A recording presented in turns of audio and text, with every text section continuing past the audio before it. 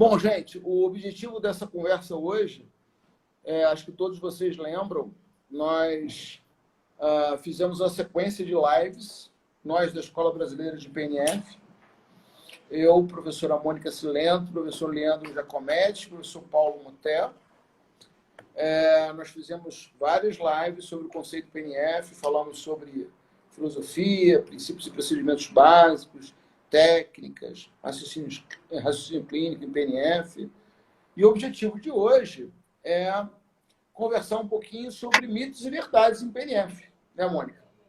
É isso aí. E a gente pensou também, com essa onda de lives, assim, a gente tem assistido muita coisa e dúvidas surgem sobre PNF em outras lives, em pessoas conversando de outros assuntos, acabam perguntando sobre PNF para outras pessoas, e aí fica sempre uma dúvida no ar, né? Então são perguntas recorrentes, e a gente também, com o tempo de estrada que a gente tem dos cursos de PNF, a gente já ouviu a mesma pergunta inúmeras vezes. Então a ideia da gente bater essa bolinha é complementar a ideia de nós dois, né? Para ajudar todo mundo, inclusive, a poder responder essas perguntas quando elas surgem. Exatamente, exatamente. E o mais importante, além disso que a Mônica falou, é que as pessoas que já fizeram os nossos cursos, os cursos com o Paulo, com o Leandro, que as pessoas possam revisar algumas coisas e possam esclarecer outras pessoas que não tiveram a oportunidade de fazer a formação do que é o conceito PNF na prática. E quem nunca fez e está aqui pela primeira vez, ter um overview, uma visão geral sobre o conceito. Isso aí. Ok? Então, vamos começar. A gente combinou de fazer uma brincadeira aqui com vocês. Eu vou perguntar algumas coisas para a Mônica vai me perguntar algumas coisas e vocês vão responder também, né? Para ver se o pessoal está interagindo, aquela coisa toda. Todo mundo afiado. Então, a primeira pergunta... Vamos começar pelo nome, né, Mônica? Isso. O nome PNF em inglês, FNP em português. Mônica, tem diferença entre método Cabot e PNF? Antes de você responder, vamos perguntar, pessoal. Pessoal, tem diferença? Sim ou não? Boa pergunta. E aí? Vamos lá. Bota a resposta aí, pessoal. O que vocês acham? Que tem diferença entre PNF, FNP, método Cabot? É a mesma coisa ou são coisas completamente diferentes? Quiz. Oi, Flávia. Eita, muita gente entrando aqui. Sim. Depende do ponto de vista, né? Depende do ponto de vista. Olha só, eu comecei com a bola, já vou passar a bola para o Vicente. Eu sempre penso, quando alguém me pergunta isso, eu sempre penso na ideia, será que é um outro método? Será que é uma ramificação de um método original? Como tem, por exemplo, o RPG, o original, e algumas ramificações, RPG, R sei lá o quê, algumas siglas diferentes, que são cursos diferentes que se originaram, que buscaram a origem num modo básico. Pensando nesse sentido, não há diferença nenhuma entre PNF, FNP e método Cabot. Tudo se refere ao mesmo conceito. Então, pensando dessa maneira, tudo se refere ao mesmo conceito. O conceito PNF sempre se chamou PNF. Facilitação neuromuscular proprioceptiva é um conceito americano e a sigla original sempre foi PNF. Sempre foi PNF. E aí alguém pode pensar, mas por que de onde saiu essa coisa de método Cabot, né? O nosso querido mestre Júlio Sanches, que é importantíssimo para nós dois, principalmente para Fátima, né, Vicente? Foi a pessoa responsável por trazer PNF para o Brasil. Então, ele estudou diretamente com Meg Knott, por 2 vezes ele passou 6 meses em Vallejo, na Califórnia, lá onde é o nosso centro-mãe. E ele trouxe para nós, ele era um cinesiólogo argentino, ele trouxe para nós os ensinamentos diretos de Meg Knott. Naquela época, a gente não pode afirmar se foi ele que mudou esse nome ou alguém, outro alguém, mas o conceito PNF foi conhecido como método Cabot na América Latina e na Europa também, assim como era conhecido o método Bobat, né? E depois o que a gente fez, com a criação da Associação Internacional em 1990, na tentativa de formatizar, formalizar o conhecimento em PNF e tornar ele único, a gente chega à conclusão que é necessário resgatar o nome original, até pelo advento da internet, né? Então, a gente pode considerar que resgatar o nome original é uma atualização, na verdade.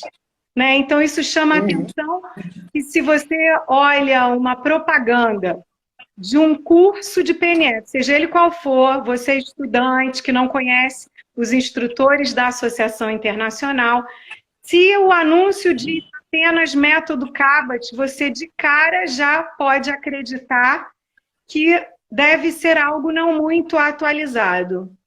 Né? Nesse olhando em termos de atualização, inclusive de nomenclatura. Durante muito tempo, até nós usamos nos nossos cursos formação internacional em PNF pela IPNF-PA, entre parênteses, método Cabot, para as pessoas se localizarem. Agora a gente largou isso de mão, porque a gente acredita que todo mundo já esteja inteirado dessa nomenclatura. Passei, pode ser complementar. Então, atualmente é a mesma coisa, mas atualmente a gente chama de conceito PNF, em inglês, for Perceptive Neuromuscular Facilitation, né? Ou conceito FNP, Facilitação Neuromuscular Proprioceptiva, porque não é um método, é um conceito. Né? Nós passamos de método para conceito. Maravilha. E aí, Mônica, o nosso conceito PNF, ou o nosso conceito FNP, será que ele serve só para paciente neurológico? Isso é mito ou é verdade? Deixa eu ver se o pessoal responde. Vamos ver, vamos ver. Gente, FNP, PNF, o conceito PNF é só para paciente neurológico ou ele pode ser usado para pacientes musculoesqueléticos, para pacientes respiratórios, para pacientes de uma forma geral? O que vocês acham? O que vocês sabem sobre isso? Mito. Ó. Bolsonaro? Isso, exatamente. Esse é mito. É verdade. O conceito PNF é usado para qualquer paciente com alteração ou qualquer paciente com desordem do aparelho locomotor. Pode ser para paciente neurológico, neurofuncional, paciente musculoesquelético, paciente respiratório, qualquer paciente que necessite de um conceito que trabalhe controle motor e aprendizagem motora. Show. Maravilha. Isso aí. Aí, Mônica, vamos lembrar para o pessoal... Tá. Revisãozinha geral primeiro, né? É isso? Exatamente. Só para botar aqui no slide a diferença para o pessoal lembrar do que é filosofia, do que é princípio e procedimento básico e do que é técnica, né? Em PNF. Então, vai falando, irmã, vai falando. Estou achando aqui o slide. Aqui, ó. Primeiro, filosofia, né? Então, filosofia, só para lembrar os 5 tópicos principais da nossa filosofia. Abordagem funcional, ver o paciente como um todo, abordagem positiva, mobilização de reservas e trabalhar frente aos princípios de controle e aprendizagem motora, que significa prática baseada em evidências. Eu gosto da imagem que a nossa filosofia é o nosso alicerce. Sem esse alicerce, a gente não consegue fazer nada. Né? E essa filosofia toda está absolutamente dentro da CIF, o que é mais fantástico. Fernandinha Guimarães, querida, essa CIF veio para ordenar o nosso cérebro, né? Então, esses princípios filosóficos foram criados na década de 40 para 50, quase desse mesmo formato que a gente vê hoje, e a CIF não existia. E é total CIF isso aí. Então, isso que eu acho mais legal, né? quer falar Isso foi uma modificação, né? Uhum. A CIF apareceu em 2001, né? E depois foi se aperfeiçoando. O conceito PNF, como a Mônica falou, foi criado no final da década de 40. Então, a CIF foi adicionada ao conceito PNF. Isso é uma mudança nossa. Por isso que o nome é conceito, não técnica. Né? A gente não fala método PNF, a gente fala conceito PNF, porque o conceito a gente pode acrescentar novos conhecimentos. Então, nós acrescentamos os conhecimentos da CIF, de aprendizagem motora, de controle motor, de biomecânica da marcha, etc. Maravilha. Mônica, lembrando, pessoal, que existem...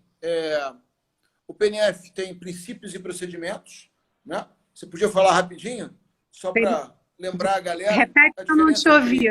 Filosofia, princípios e procedimentos. Técnicas. Tá. Quando a gente pensa... Filosofia, então, é o alicerce, é o que guia toda a nossa escolha, né? Aí a gente tem princípios e procedimentos. Quando a gente pensa em filosofia, é tudo muito bonito, abordagem positiva, enfoque, visão global, é tudo lindo, né? Tudo muito bem estruturado, e a gente pensa que ferramentas a gente tem na prática para trabalhar. E daí a gente tem as nossas caixas de ferramentas, que eu acredito que sejam as paredes da nossa casa, que são princípios e procedimentos e técnicas, né? Os princípios, basicamente, são as entradas de estimulação que a gente tem para oferecer para os nossos pacientes, né? Então, estimulação visual, estimulação verbal, estimulação tátil, tração, aproximação, resistência. Então, todos esses princípios são ferramentas que podem ser aplicadas, todas juntas, apenas algumas, umas em maior quantidade ou em maior intensidade que outras.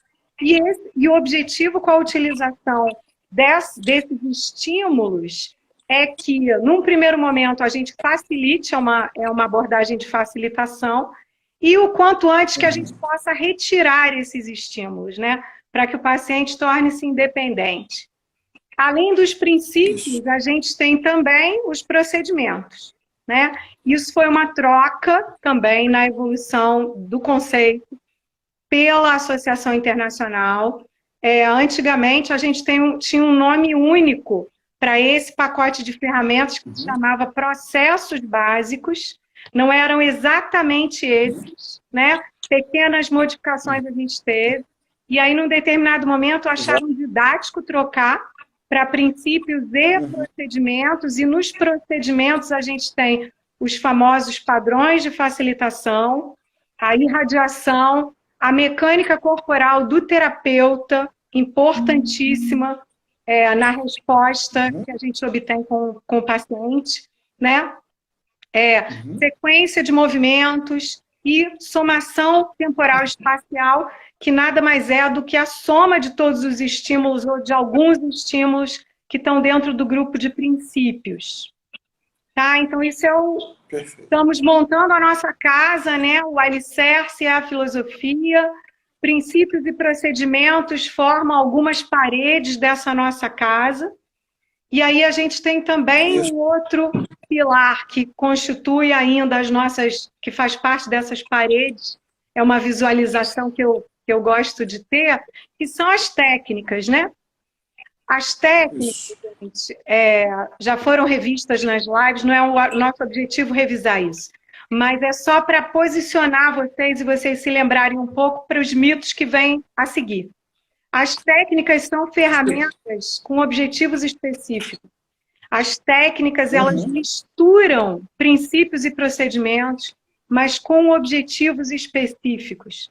Então, a gente tem o nosso problema, que pode ser um problema estrutural de função corporal, como, por exemplo, força, coordenação, estabilidade, ADM. E aí eu vou nessa minha caixa de ferramentas técnicas e procuro uma técnica específica para aquele problema que eu tenho para solucionar, né? Então, para isso, a gente tem técnicas agonistas, técnicas antagonistas, técnicas de relaxamento para solucionar todos esses nossos problemas, principalmente em níveis estrutural e nível de atividade, buscando melhora na participação. Então, com isso, a gente junta as paredes da nossa casa, né? E assim, o que vai fazer, o que na minha concepção fecha isso, porque um alicerce sozinho ele não serve para grande coisa, as paredes fundadas no alicerce não são absolutamente seguras se não tiverem um telhado muito bem estruturado. E na minha visão didática, esse telhado é o raciocínio clínico. E aí o raciocínio clínico é que vai firmar tudo isso, né? Vai firmar as paredes em contato com a filosofia. Né? E essa casa sólida, com bom raciocínio clínico, né? A gente consegue levar essa casa para o ambiente que for necessário para aquele indivíduo, né? Pode ser no samba, na Sapucaí, né, Vicente? Pode ser um paciente grave no leito hospitalar, precisando virar na cama. Então, essa casa, pode ser levada para todo e qualquer ambiente, fazendo o raciocínio clínico adequado. Acho que isso um pouco resume o que é o nosso contexto geral, né? E as pessoas não podem, né, Mônica, confundir essas três partes, né? Filosofia é uma coisa, como você falou, princípios e procedimentos uma outra coisa e técnicas também. Então, quando a gente fala de combinação isotônicas, iniciação rítmica, réplica, reação de estabilizações, estabilização rítmica, contrair, relaxar, manter, relaxar, a gente está falando de técnicas. Como você falou, cada técnica tem seu objetivo, os seus objetivos. Aí os princípios e procedimentos básicos, que a gente vai falar agora um pouquinho, também de mito e verdade, né? Os princípios e procedimentos básicos eles podem ou não serem usados. Depende do nosso objetivo. Né? Então, lembrando também, gente, que a gente pode usar isso tudo em várias posições. Como tem aí, a gente pode usar os princípios e procedimentos básicos e as técnicas em posições como por exemplo, pré-ponte, ponte, DL sobre o cotovelo, side sitting, long sitting, prono sobre os cotovelos, quatro apoios, ajoelhado, semi-ajoelhado, em pé, apoio unipodal, sentado numa cadeira, nas barras paralelas, fora das barras paralelas, em vários ambientes de trabalho. Né? Isso é muito importante. Então, a gente vai falar já que o PNF ele pode e deve ser usado de acordo com as necessidades de cada paciente, pensando no que ele precisa em relação aos níveis da CIF, ao nível estrutural, ao nível de atividade e ao nível de participação. Então, outra pergunta, Mônica, mito ou verdade? Em relação a esses ambientes de trabalho, o PNF, a gente, quando atende um paciente, a gente atende sempre na maca? Isso é um dos maiores mitos, né? Eu pergunto assim, imagina uma pessoa atendendo PNF. Onde está essa pessoa? Aí muita gente responde, numa maca. E numa maca, preferencialmente, fazendo padrões apendiculares, não é isso? Então, padrões diagonais e etc. Então, esse é um dos grandes mitos, né? Isso, uma coisa perfeito. que eu acho fundamental falar nesse sentido é que PNF, isso não é uma evolução de PNF, não usar tanto a maca e não fazer o atendimento todo na maca. Não tem nada de evolução nisso. PNF nunca foi assim, né? Nunca foi assim. E hoje... Foi ensinado aqui de maneira inadequada, né? Não, eu acho que, se a gente pensar assim, da onde veio, né? O Rúlio trouxe isso para o Brasil. Ele era um professor extraordinário, espetacular. Ele era uma pessoa fantástica. Você não saiu do curso dele com essa ideia, nem eu. Então, isso vira um telefone sem fio, que é tipo, alguém aprendeu o contexto total e ensinou parte do contexto. E aí o outro ensinou uma partezinha menor. Né? O Paulo está falando aí, telefone sem fio, é exatamente isso. Telefone as sem pessoas que fio. aprenderam com alguém que aprendeu com alguém, e aí começaram a ensinar nas faculdades aquele PNF que não é PNF, né? De colocar o paciente numa maca, ficar fazendo só padrão apendicular, ou seja, padrões de membro superior e membro inferior, com reflexo de estiramento, com aquele comando verbal enorme. Né? Isso é tudo menos PNF. Nunca foi PNF. Né? Então, isso não é verdade. O que me parece... Né? PNF. Aliás, uma... Travou? Travou, não? Estão me ouvindo? Não, vai. Travou, mas destravou. Vai.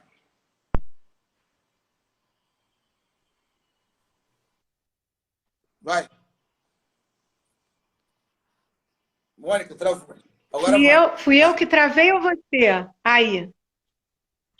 Tudo bem? Você. Então tá. Olha só, é porque eu tô na roça, viu, gente? Me desculpe. Olha só, uma coisa que eu tive pensando muito anteontem, a gente conversou bastante e a gente vem muito. De novo? Não?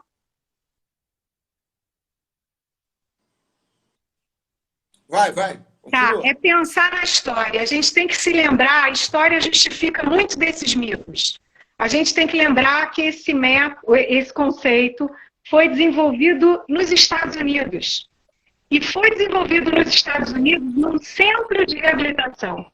E aí, por isso que pensando em CIF, pensando em contextos culturais, o americano que chega a ser atendido no centro de reabilitação, lá em Kaiser, né, no Kaiser, em Valerro, ele chega para ser atendido por poucas semanas para, de repente, ir embora para casa e morar sozinho. Então, as metas... Exatamente. Só pelo desejo dele, mas pelas necessidades que o plano de saúde impõe, etc. Então, o enfoque funcional de Dr. Cabot, Maggie Knott e Dorothy Voss lá no início tinham a ver com esse contexto, que é absolutamente focado na funcionalidade do indivíduo. Porque a cultura americana é muito individualista, né? Os filhos vão embora cedo de casa e normalmente não são os filhos que cuidam dos pais adoecidos, né? Ou idosos. Exatamente. Então, o PNF foi criado nesse contexto cultural. E por isso o enfoque funcional é bem sólido. Daí que a gente pensa em nenhuma PNF só trabalhou no nível estrutural. Em época nenhuma, a PNF só trabalhou diagonais com o paciente deitado na maca. Isso é uma completa deturpação do conceito desde a sua criação. Né? Isso é importante falar, Mônica, porque aqui no Brasil, não pelo Rúlio, porque o Rúlio ensinava o conceito na íntegra, né? Mas, infelizmente, aqui no Brasil, várias pessoas começaram a entender, a achar que o PNF era um conceito que trabalhava apenas padrões ou diagonais de membro superior e membro inferior na maca, aplicando reflexos de estiramento e com aquele comando verbal enorme. Isso, na verdade, nunca foi o conceito do PNF. É que sempre foi passado de forma inadequada. Né? E vamos lembrar que essa teoria aí, a teoria reflexa, era uma teoria da época que foi criado o conceito PNF. Então, por isso que o Cabot e a Magnon passaram a desenvolver técnicas que mostravam um reflexo de estiramento, mas porque era uma teoria que estava em evidência na época. Depois, com o avançar das teorias de controle motor e aprendizagem motora, nós começamos a entender que esse reflexo de estiramento seria apenas uma ou duas técnicas que a gente tem em PNF, que elas podem ou não serem usadas. Passaram a não ser mais a base do conceito. É isso? Com certeza. Com certeza. A atualização só veio sedimentar o que já era feito até, né? Esse enfoque funcional, essa coisa do hands-on indo para hands-off, isso é outro mito, né? Essa boia. É outro mito. PNF é só hands-on. Mônica, você está travando um pouquinho.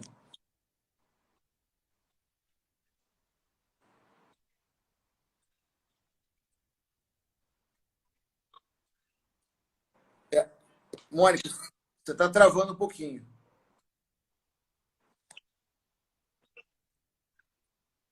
Isso. O PNF trabalha com hands-on no começo e depois hands-off. Porque o nosso objetivo é facilitar a aprendizagem motora. Então, a aprendizagem motora só com hands-on, ela não funciona na sua totalidade. Então, nós usamos as nossas mãos para aplicar os princípios e procedimentos básicos do PNF, as técnicas do PNF, sempre baseados em PBE. Mônica, você travou. Mônica, não é melhor você sair e entrar novamente? Vamos ver, aqui eu estou num outro ambiente, pode ser que mais perto, vamos ver. Mas você estava falando de controle motor e das teorias, então você deu continuidade a isso, não foi isso?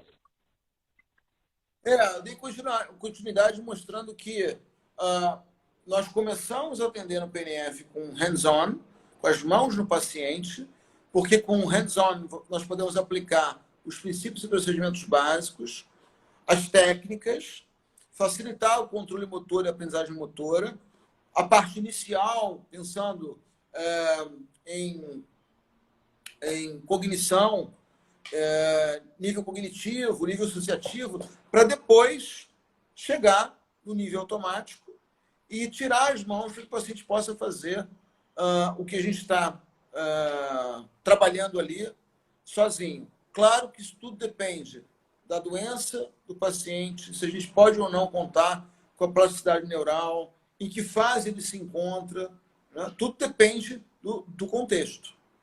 Né? Uma outra coisa, Mônica, que eu acho que a gente tem que conversar aqui é sobre os princípios e procedimentos básicos. Né? Aquele comando verbal enorme, vamos mudar um pouquinho esse conceito aí para o pessoal?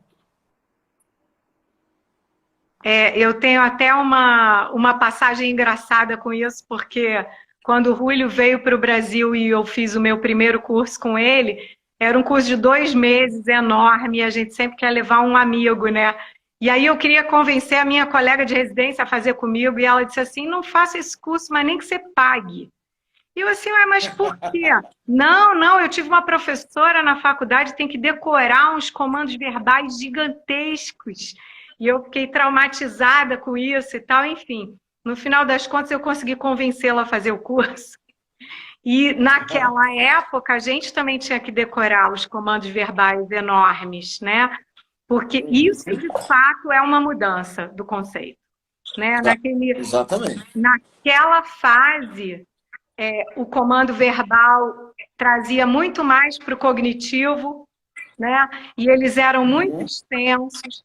E com a evolução da didática em PNF, concluiu-se que as respostas, na verdade, eram muito mais satisfatórias com comandos concisos e precisos, né? Que era muito mais dependendo do teu objetivo, no momento da ação, usar o comando. E isso, graças a Deus, mudou. Hoje é muito mais fácil, tanto ensinar quanto aprender o comando, né? Na verdade, então, a gente não usa mais a palavra...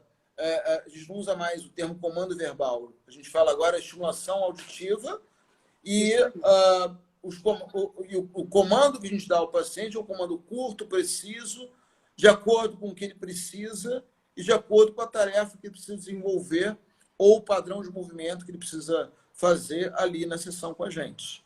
Isso aí, no momento, então, isso no contexto, né? Se é explicativo, se é no comando de ação, se é um comando corretivo. Então, isso foi realmente... pulamos um mito. Ah. Mônica, você travou de novo.